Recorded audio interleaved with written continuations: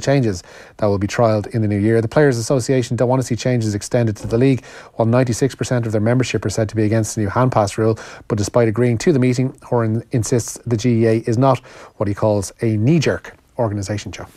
Cheers, Richie. Football Show. The Football Show on Off the Ball. In association with the faster-than-ever Boyle Sports app, with hundreds of pre-live and in-play football markets. Download it now. Boyle Sports. Time to play. I'm prepared to do anything I can to play for my country again. Do it then. What about your start to the game? It wasn't bad, was it? Why should there be an honest answer be a mistake? How can a modern day manager not have a mobile phone? Why should he? So, extraordinary scenes over in Buenos Aires, Kenny Cunningham.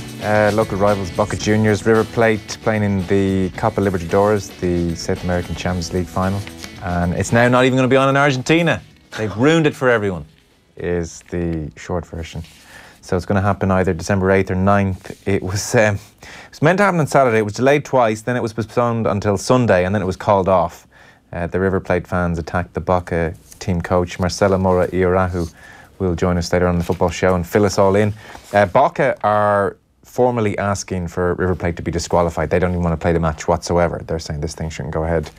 And there's much soul searching in Argentinian football as their worst stereotypes, football fan stereotypes, are kicking in.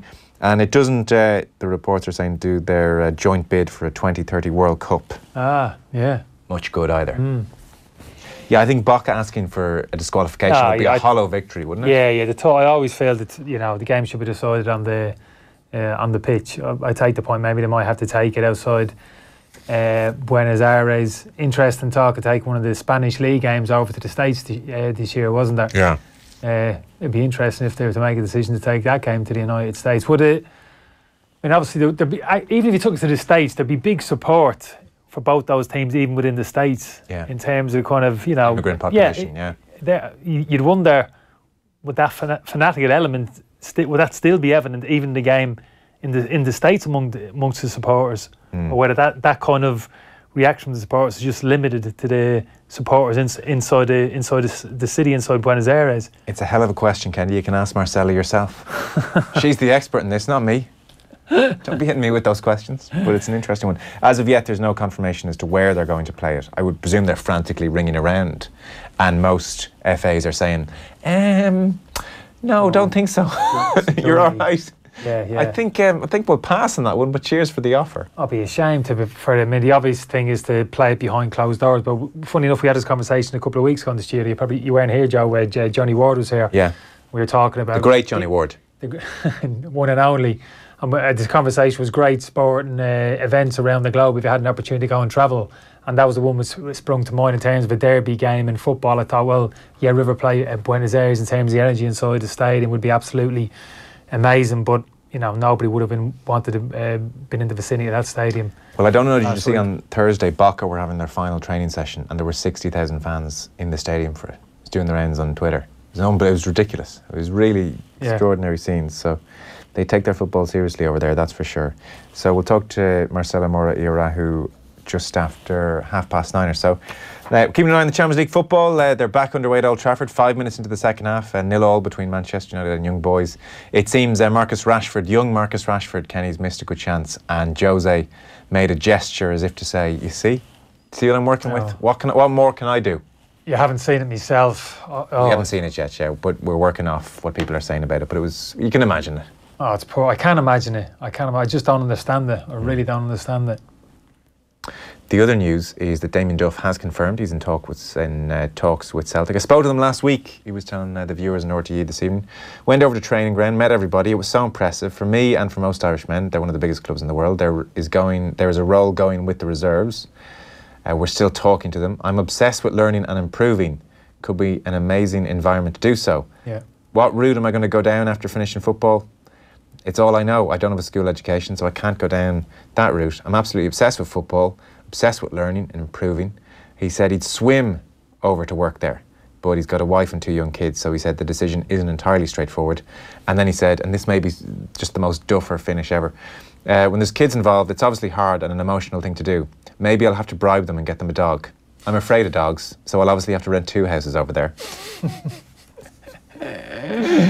I think it's a great story. Yeah. Wonderful opportunity. It's great to hear, actually. You know, former teammates and colleagues, you know, forge another career on the coaching side. Obviously, he's really enjoyed his experiences as Shamrock Rovers, but I think this is the right time for him to make that step up into a different environment, probably a more challenging environment. That's no disrespect, obviously, where he is at the moment as Shamrock Rovers. So I think it's a natural progression for Damien. It sounds like a great opportunity. Did he strike you as a coach? I'm going to ask you the same question about Robbie Keane, I suppose. He loved his football. Loved it. Both of them did. But does it naturally mean there's a natural transition there onto a coaching capacity? Some people love the training ground. You know, being on the training pitch, the interaction with the players, working with players in 1v1 situation, player improvement. That type of thing, the real kind of nuts and bolts of coaching. So it's kind of what to a certain extent, what your skill set is. Some are very good in the dressing room with players on a personal level, very kind of personable. So all of those things come into it in terms of what defines a great coach for me. It's a number of different things. People talk about great man managers, but for me to be a great coach, you need to be a great communicator. As well, you need to know how to manage players. You need to understand players. You need to develop a good rapport with your players. For me to be a really good coach, to get the very best, to draw the very best out of them. Then again, there needs to be a healthy respect there. So no, it doesn't totally surprise me that Duffers has gone down this road. And again, it's great to see. And they're not the only ones. You know, we talk about developing young players, talent within the country, young Irish football players, but we should think along the same lines in terms of our young coaches as well. So it's great to see over the last couple of years, and I've tried to keep in contact with a number of the players, not to a great extent, but, you know, text here and there, phone call occasionally. Yeah. But, you know, I point at Mark Kennedy, you know, who's making good progress in a great environment. Talk about Duffers going to a great environment at Celtic. Mark Kennedy's in that environment in the academy. At Manchester City, Lee Cards, we know, is in the setup at the FA in England. And there's a number of those stories. Stephen Reid, Curtis Fleming's up in Middlesbrough as well. Yeah. You know, there's a sprinkling of players who've dipped their toe in terms of in the international setup here, the underage age groups, a little bit hands off, not full on in terms of having their own teams, but have had a taste of it. So that's all good. Who in the Irish camp did strike you as somebody who would be a good coach? Because it turns out it's very hard to predict. You know, it's often other players don't predict they're going to do it or go on to do it. Nobody saw Mark Hughes, for instance, it seems, at Manchester United going into coaching. Was there anyone that you played with for Ireland that you thought he'll definitely go on to coaching and will be good at it? And maybe surprised you by not doing it, but was there any at the time you thought nailed on coach here? Within the team that I played for. I don't think there probably would have been one standout player. The players who I've mentioned already haven't surprised me. Okay. The one which probably has surprised me a little bit is there's always one, and he won't mind me mentioning him. I mentioned him already. Is Mark Kennedy. Because Mark would have been a wonderfully talented player. I played with Mark. Yeah. But Mark's attitude would have been, he probably would admit this himself as a player, look, when I finish this game, you're not going to see me. I'm gone. Yeah. I'm just going to disappear. I'm going to put as much distance between myself and football as I possibly can. I think Mick's quote is saying about Mark, you know, poacher turned gamekeeper. Yeah. Exactly, like, you know what I mean? But he loves it. I've spoken to Mark since when he was working up at Ipswich. Absolutely loves it.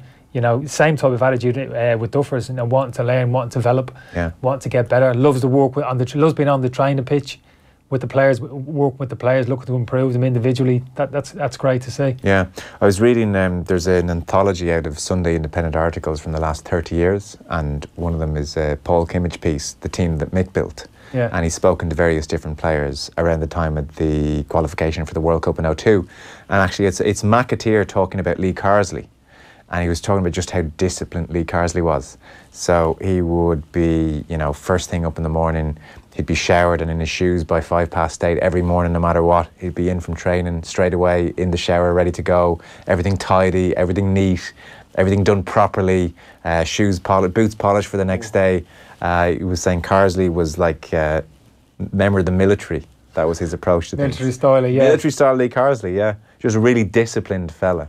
But that would have been a number of the players. I'm sure, Joe. Yeah, I'm sure. The lads we enjoyed ourselves, don't get me wrong. Well, McAteer was saying McAteer had been from training and he'd flop on the bed in his muddy shorts and like maybe get into the shower within about 2 hours if he was lucky, get down for dinner just about.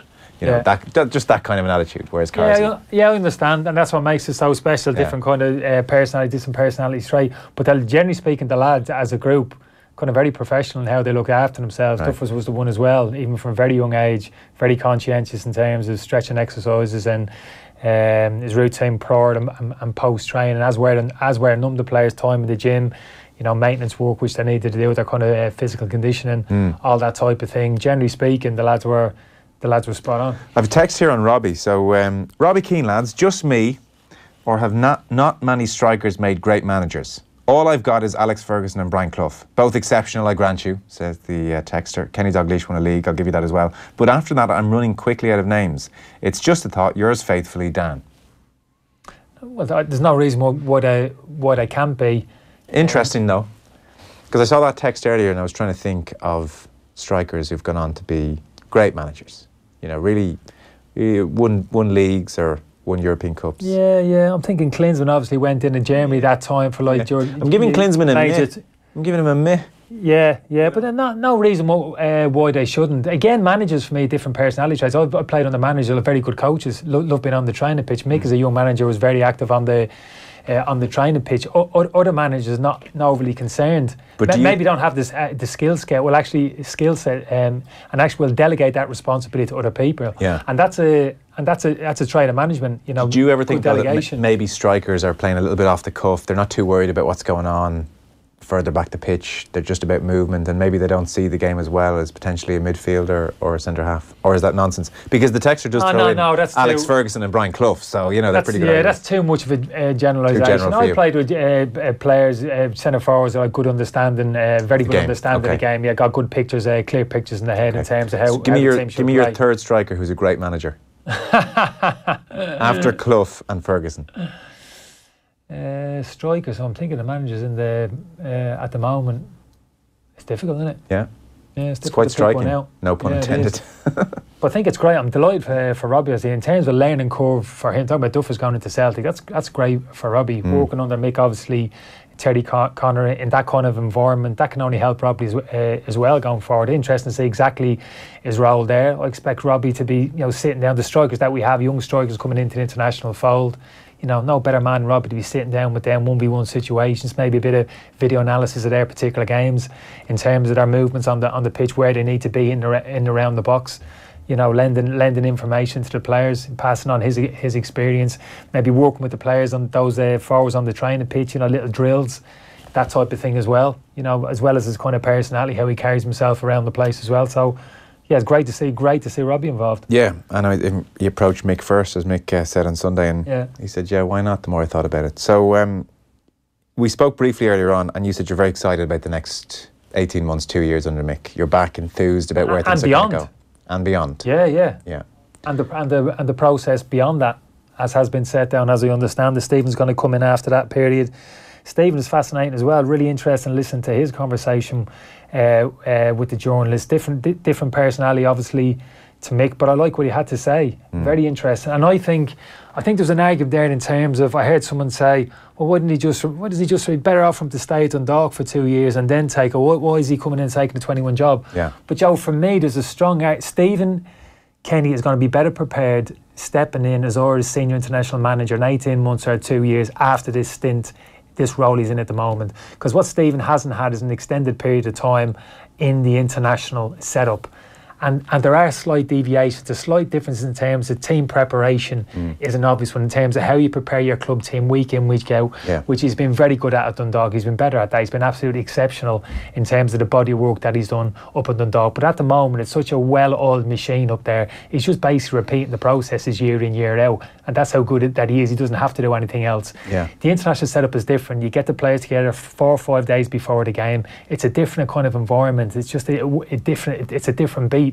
What are you going to prioritise in terms of your work during that week from a tactical point of view, the physical conditioning? He has said he's going to use some of the time to go and visit other national coaches. But that's what I'm saying, he'll have the time to do that. No, I appreciate that. This is the advantage of this particular role. He'll have the hands-on experience of working with the under 21s at a good level, and he'll experience the exact same things that I'm talking about in terms of getting the players together in a tense period of time, working with the players, what to prioritise, the intensity of the sessions, even in terms of your downtime. Yeah, okay. Joe. No, I'll give you that. All of those things, and we haven't even spoken about in terms if his tentacles are reaching in terms of below that, in terms of the underage setup as well, in terms of working with the coaches underneath, that kind of joined up thinking, which a lot of people have spoken about over a long period of time, in terms of that detachment between the senior squad 21s and below. There needs to be more kind of joined up thinking. The communication lines seem to be better. So what's Ruud Doctor's job in then? Well, he's part. So if Ruud Doctor thinks X and Stephen Kenny thinks Y,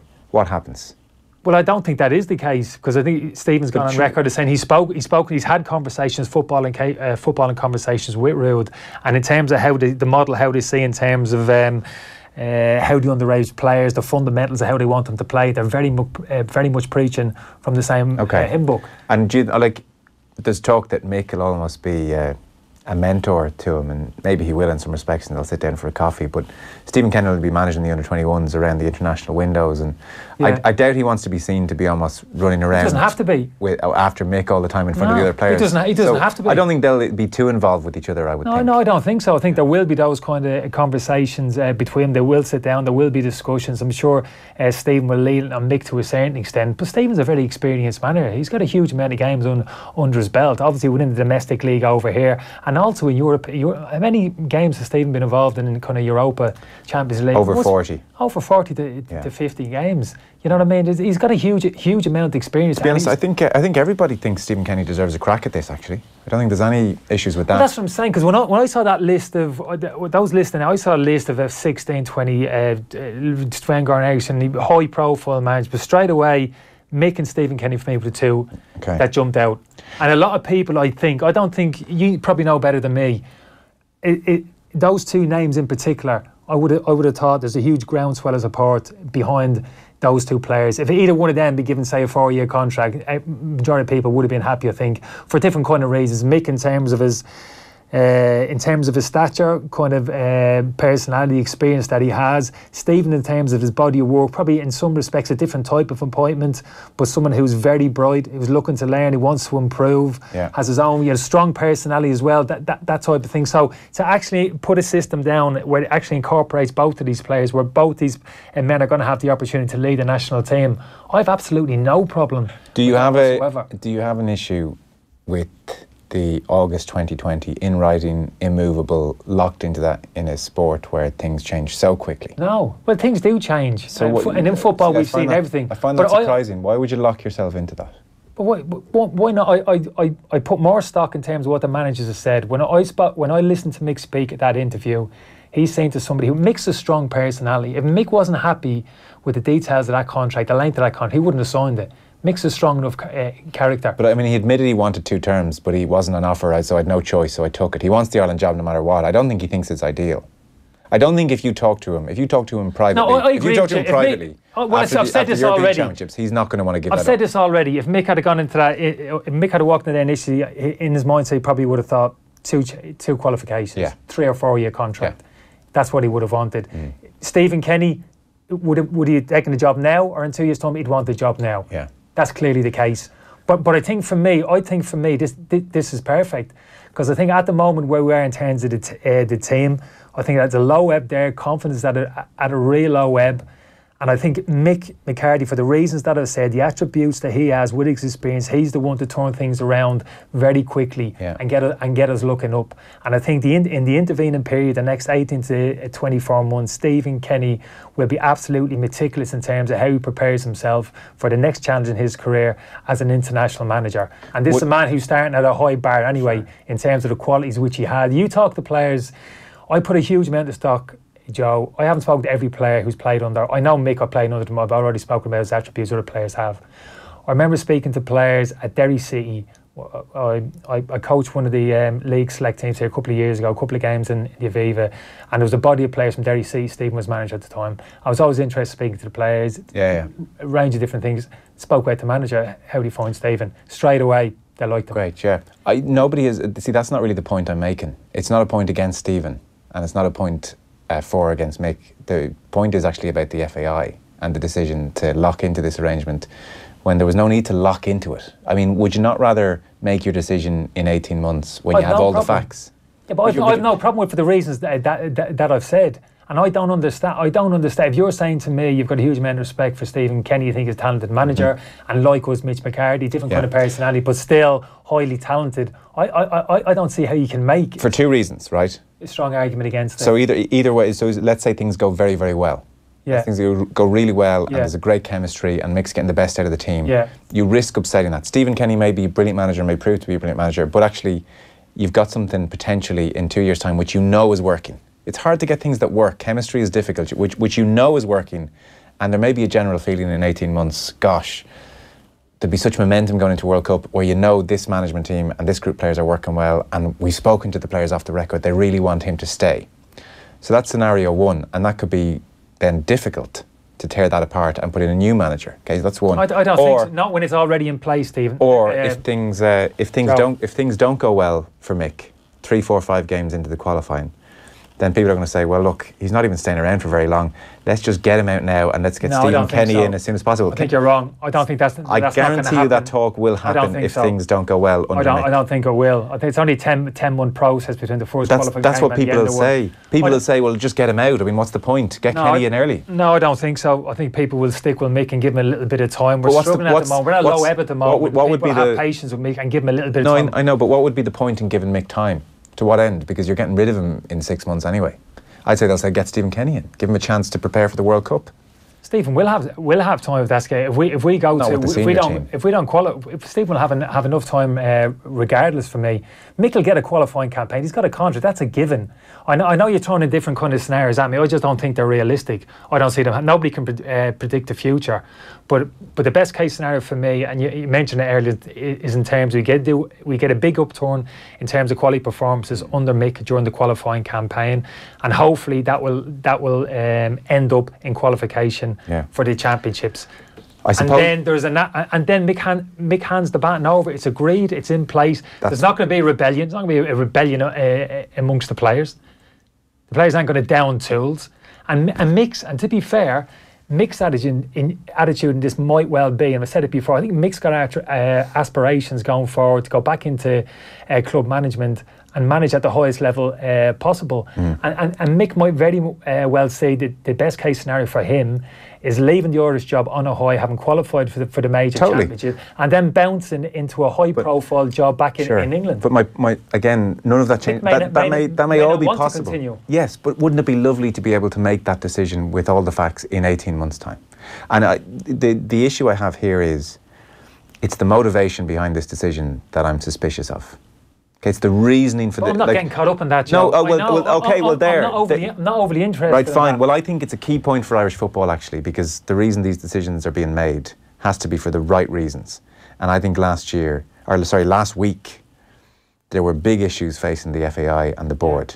And I think this decision, you talked about the popularity of Kenny and the popularity of Mick. What better way to get everybody sort of on board with this than to magic up this solution? And so people have talked about it as great planning. I think it was on the hoof, almost opportunism. How can we settle everything down? I don't know. That may be the case, but we've ended up in the right place for me with the right people in charge going forward over the next. And your point is it could work. Oh, absolutely. Yeah. No, look, I accept that too. It could absolutely work. We usually play a clip from Virgin Sport of a Champions League evening. So Brian Kerr is on, interestingly, talking about all this. He's given his reaction to the appointment of Mick and Stephen Kenny as successive managers. And here we'll have a listen to what Brian Kerr makes of it. Haven't heard what he's had to say about it. Brian, Niles has been surprised that Mick accepted these circumstances, the almost glass ceiling. What's your view? I think it's a kind of a bizarre arrangement. I've never come across the likes of it in football before. We something going on in rugby, but that was much different, much more obvious thing, because the discussions about whether Joe Smith was going to stay or not have been going on for a long time.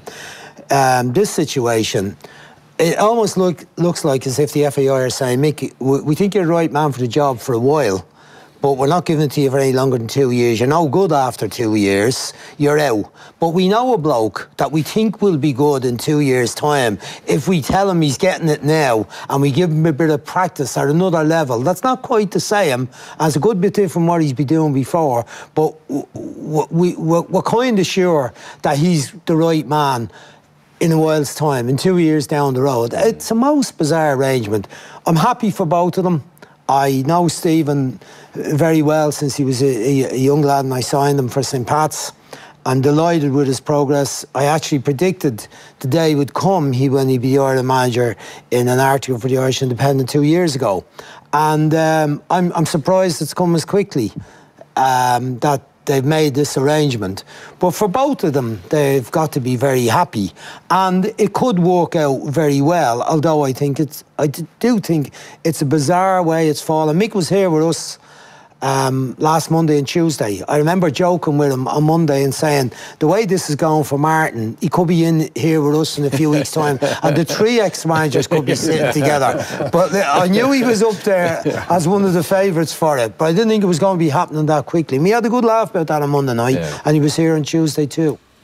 So that was Care on Virgin Media Sport, which is the new home of European football in Ireland. More than 400 Champions League, Europa League, Nations League games live this season. Virgin Media Sport, exclusive to all Virgin Media TV customers, and you can also download the TV Anywhere app and stream all the action whenever and wherever they like.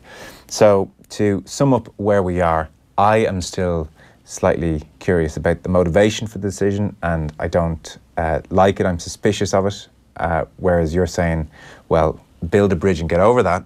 Yeah. We are where we are, and you think it could still work even if the rationale behind the decision making was a bit suspicious. Well, Brian pretty much said the same at the moment. We've got a lot of time for Brian. I agree with a lot of what he says, but at the end of it, it was interesting. At the end, he said it is unusual. I'm not saying it's not unusual. We've seen people from an existing management structure step up to be the next manager. We've seen an under-21 manager step up and be the next international man, but not quite this scenario. So it is unusual in that respect. It's the locked in but it part. Can work. Yeah, but it can work. And Brian alluded to it there. It's something which can work when you've got people from me with the skill sets and as talented as these two. There's a strong argument there for saying that it will work as long as both people, and Mick in particular, in terms is genuine, his commitment to the agreement as it is. And I just take Mick at his word. Yeah. It's as simple as that. When he comes out publicly and says, "Yes, I've signed the agreement. I'm happy with it. I'll be stepping down regardless of the how successful that we are." And Mick will be working like a demon behind the scenes to walk away from this position with the team doing well and everything good. No doubt of any of that, and leaving the team in a better position than when he first stepped in. We all want the same thing. Mick, Steve, us in this room, all the supporters, we want to see an upturn, we want to see an improvement, and us play to the best of our ability.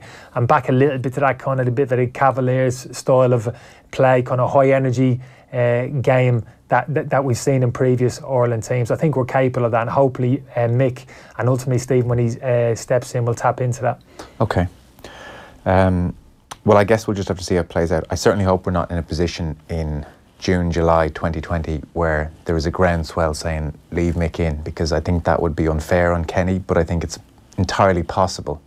And the FAI have created this deadline, and I don't think they should have, but we'll... Let's park it. Are we going to park it? Disagree. We'll pick it up in June 2020. Okay, some texts in. Manchester United, sorry, I should have updated you. We just got sucked into that conversation. Still 0-0 at Old Trafford. 75 minutes on the clock.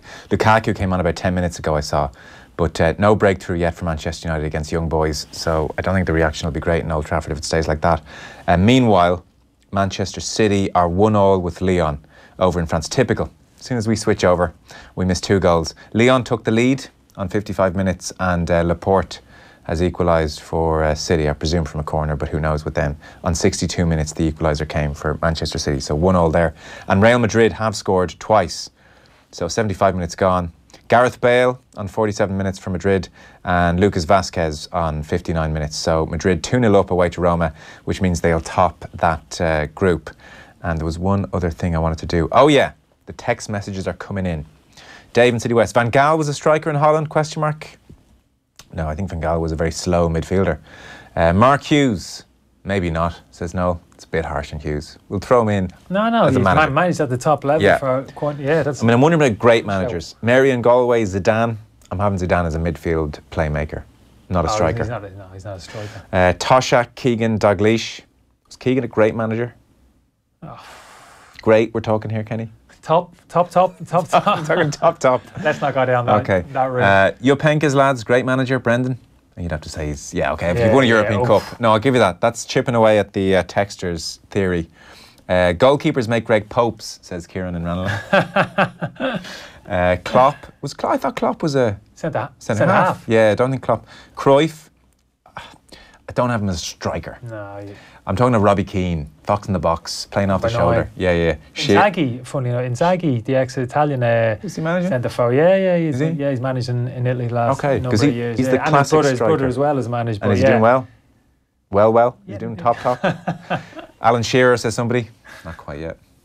Kluivert managing? Oh, he is. He was involved with the Dutch side. But look, he's not top yet. Hoddle was a good manager. Again, playmaker. Playmakers I have no issue with playmakers being great managers. They're seeing the game, they're seeing the picture. Oh yeah. We're talking about the Robbie Keane fox in the box. Yeah, that's what we're talking about. It's only a matter of time before you. Yeah. Mancini's had some success. Matthew Quinn. Yeah.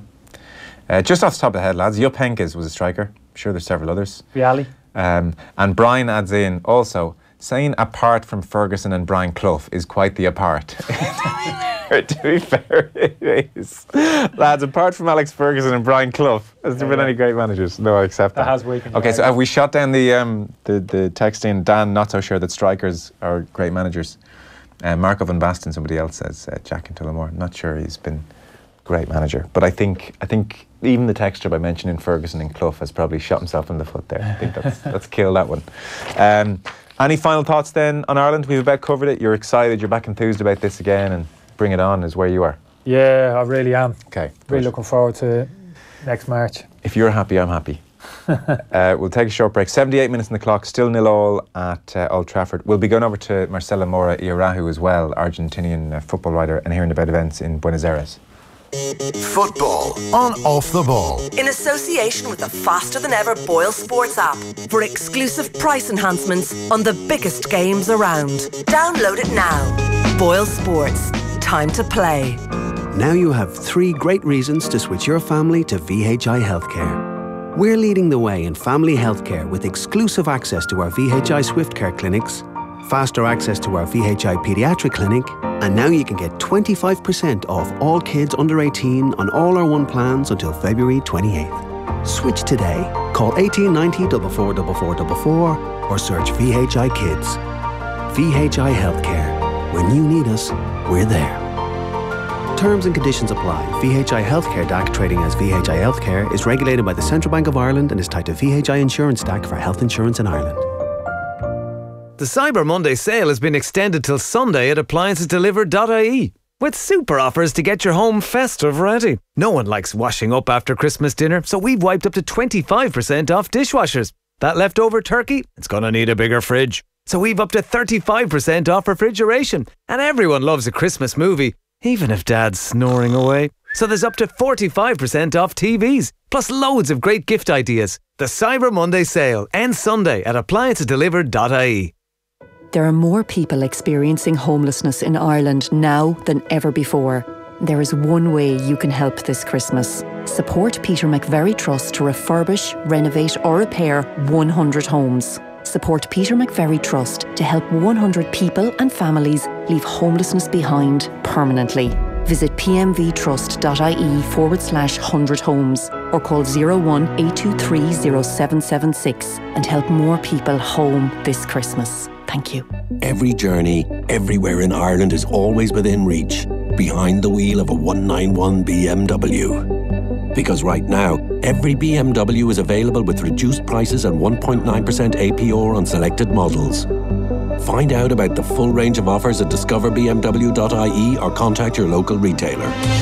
Finance subject to status. Over 18s. Irish residents only. Terms and conditions apply. A guarantee may be required. BMW Financial Services Ireland DAC is regulated by the Central Bank of Ireland. Thinking of hiring a locksmith? Or do you provide locksmith services? Did you know that locksmiths must hold a PSA licence issued by the Private Security Authority? Locksmiths who operate without a licence, and anyone employing one, is breaking the law and could face prosecution and fines. For more information on how to get a licence or to report an unlicensed locksmith, visit psa.gov.ie. Issued by the Private Security Authority, the security regulator. Galway International Arts Festival presents 4 more talks on the subject of home as part of its new First Thought Talks winter programme. From a temporary home for 350,000 people to homelessness, a new Brexit home to a home for female politicians. Hear from Fintan O'Toole, Ben Rawlins, Martina Fitzgerald, Maura Gagan-Quinn, Jan O'Sullivan, Donna O'Neill and Alice Leahy. 30th of November and 1st of December, NUI Galway. Tickets on sale now from giaf.ie. Supported by the Arts Council, Fáilte Ireland, Galway City Council and NUI Galway. Off the ball. This is News Talk. Now you're welcome back. So still no goals at Old Trafford, 82 minutes in the clock. Young Boys just made a substitution and Luke Shaw was not happy at the pace which the substitute was leading the pitch, so went over and gave him a big push off the pitch. That's a level of the frustration at Old Trafford, and interestingly, Kenny, you can see it there. Lots of red seats suddenly visible, even though it's 0-0 on a Champions League evening and there's 8 minutes to go. What's the ramifications, Joe, do we know, in terms of a draw here? As things stand, Juve are 12 points, United are 8 points and Valencia are 5 points. So United are still in an okay position, but they could have put it to bed this evening. I'm barely in okay position, because the last game is going to be away to Valencia, knowing that a win for Valencia would put them out. That's as I understand it. The head-to-head of the two games will double check favour Valencia. We'll double check if that's the case. We can just double check that and we'll get confirmation of that for people. But in the meantime, let's speak with Marcela Mora Iorahu, a football journalist and writer. The second leg of the Copa Libertadores final, which was between Buenos Aires rivals Boca Juniors and River Plate, will now be played, it seems, if it's going to be played at all, outside Argentina on either December the 8th or 9th. The biggest game in certainly Argentinian club football history. Probably extraordinary scenes over the weekend. The second leg delayed twice on Saturday, then postponed until Sunday, and then eventually called off following an attack by River Plate fans on the Boca team coach. And now it seems Boca have officially asked for River Plate to be disqualified. Marcela, thanks for joining us. Thank you for having me. Always a pleasure.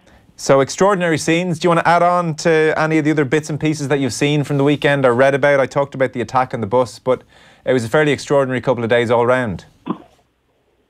It was a fairly extraordinary couple of days all round. I mean, I've been revisiting other Boca River games in my lifetime and reminiscing with fans, both Boca and River fans, remembering footage I filmed. 20, 30 years ago, we did productions for French TV, for the BBC, and someone was replying to me today. They remembered going to a game where the River fans set toilet rolls on fire and threw them across the terraces. It's always been this incredible imagery. There's beautiful pictures on Twitter of the fireworks in gold and blue and red and white, and the chanting and the kind of extraordinary mixture of fear and excitement that nothing else gives you. And I do think a little bit that is kind of what we were all hoping to see this weekend, and what the world in particular was hoping to see. So the build-up, the hype to this has been absolutely massive. Now, I met today the fifth person that I know that's been going to these games for decades, who was trampled on, fell over, had their tickets stolen, ended up laying flat on the floor, got hit by police batons that seemed to be being swayed kind of randomly. A journalist who's written several books about supporting River over the years said he's never seen tear gas thrown so freely around.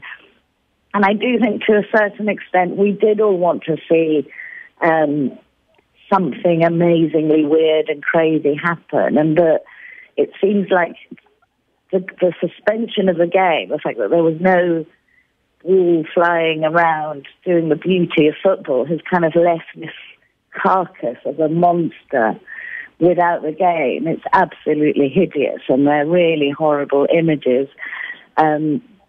But equally, it might have been quite an anticlimax if it had just all gone smoothly and a normal football match had been played, because it's like we built it up to be something that it could never be. It was an impossible match.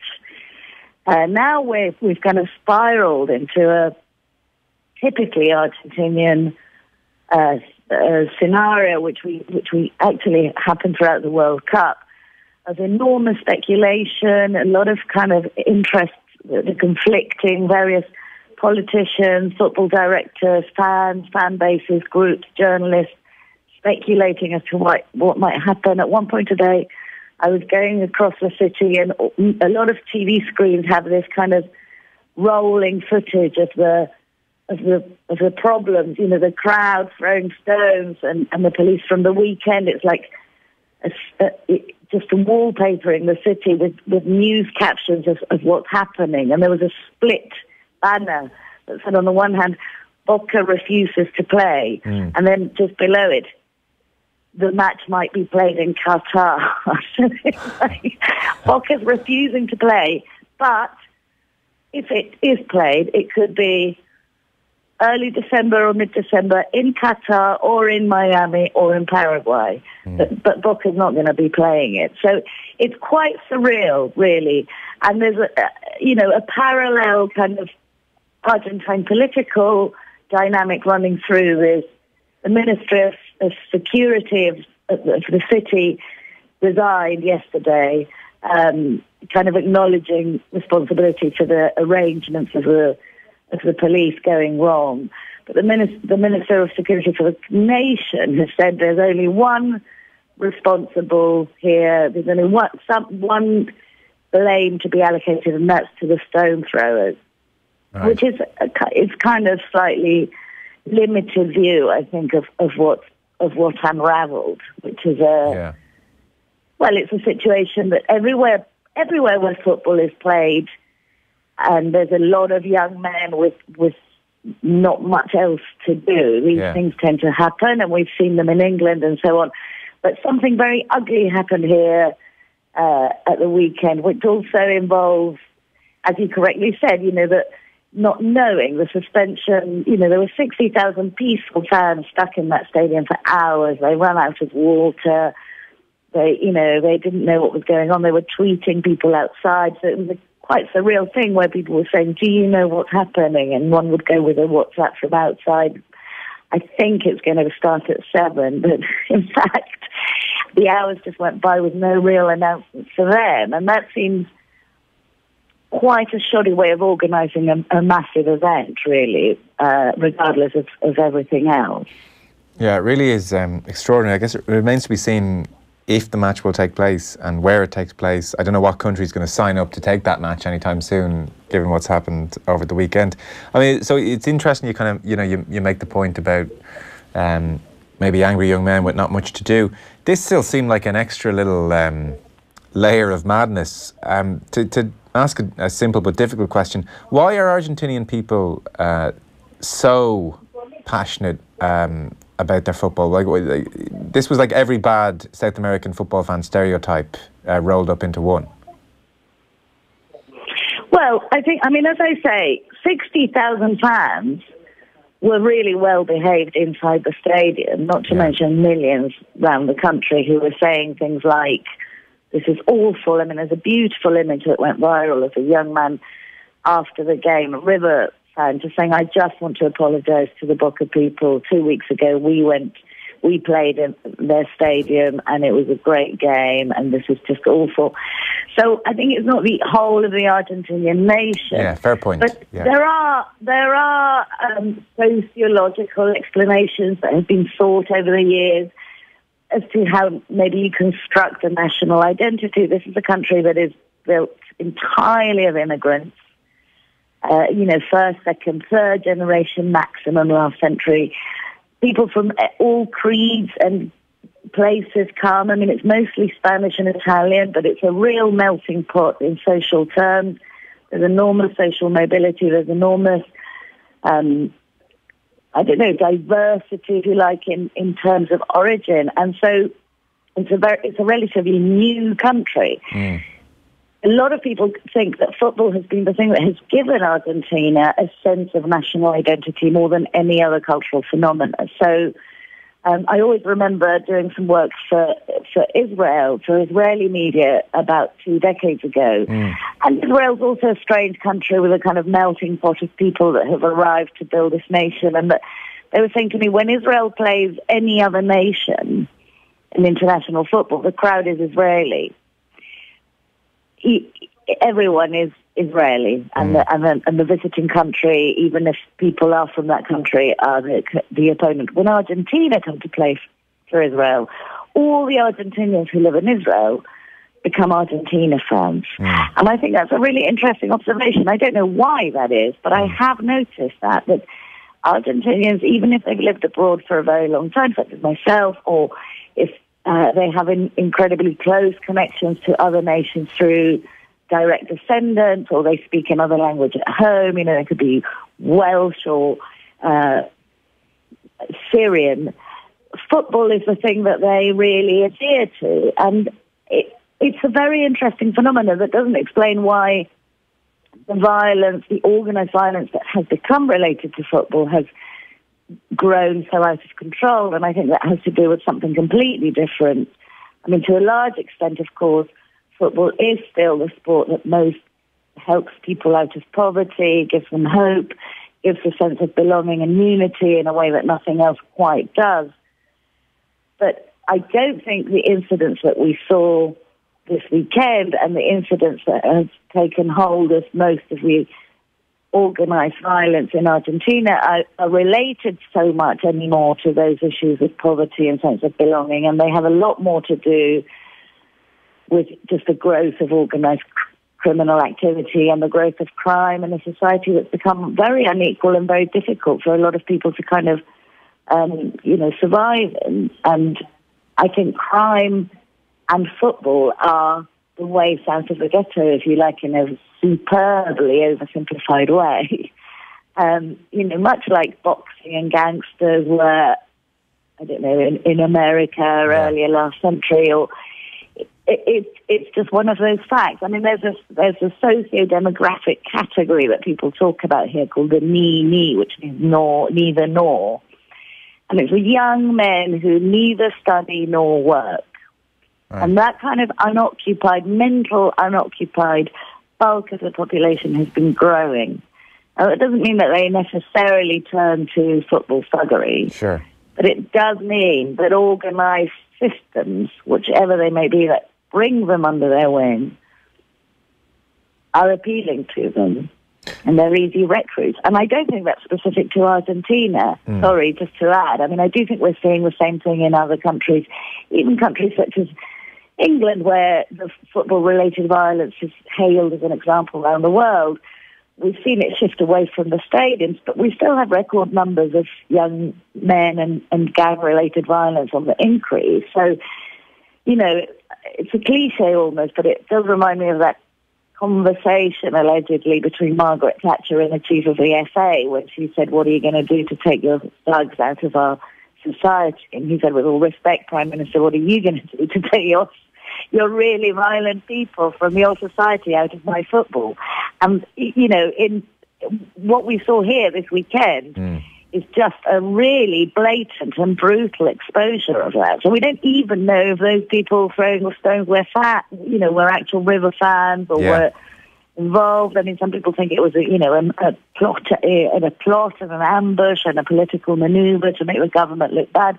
But we do know that what happened was that very thing that has always happened in the crowd, which is somebody starts a small little bit of provocation that grows, and then it just goes off. And then if the police don't respond in a mature and careful and calculated way, you have mayhem. Marcella, you've taken my pretty rubbish question about why Argentinian people like their football so much and created something fantastic. Thanks so much. We're out of time. It's a pleasure having you on as ever.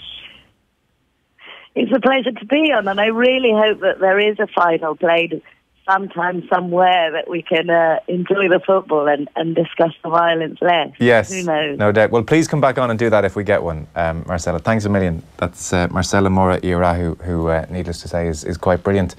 Manchester United have somehow won this game. Fellaini, Kenny will tell you about the goal in just a second.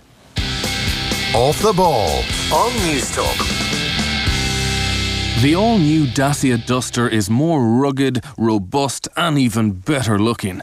And from €149 per month, it's got the perfect figure too. It's the sort of car you'd swipe right on, the sort of car you'd do the dirt with. And by that I mean take it for a drive, off-road.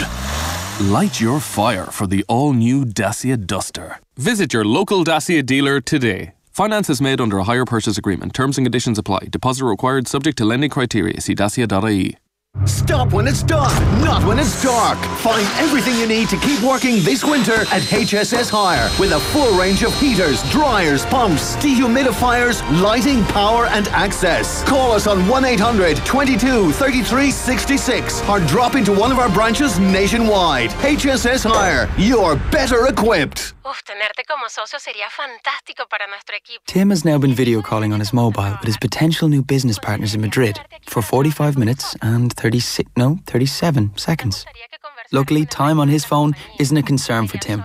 With 3's €20 SIM-only business plan, he gets all calls, all texts, and all you can eat data. So he can just keep nodding while he Google translates what on earth they're saying. Switch today at your local 3 store or visit 3.ie/business. 3. Make it count. €20 a month for the first 6 months, €30 a month thereafter. 30-day minimum term. Fair usage allowance applies to data used in the EU. See 3.ie. Where are we going, Camel? Well, Goat, we're on our way to Africa.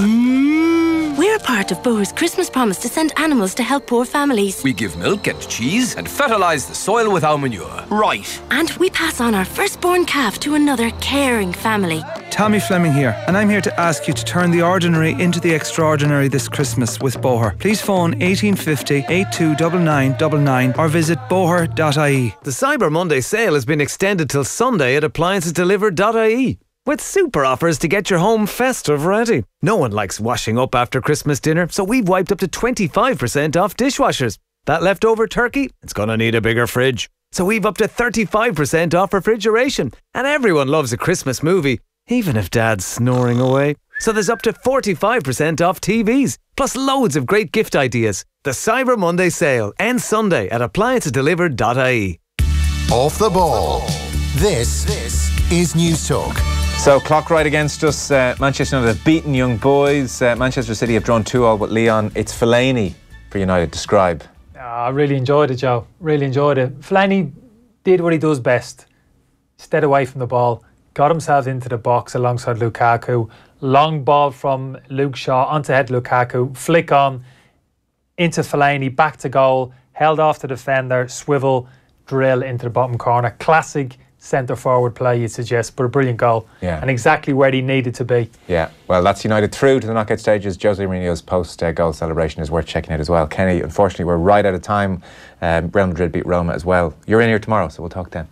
Okay, Richie's on the way with Tom Dunn.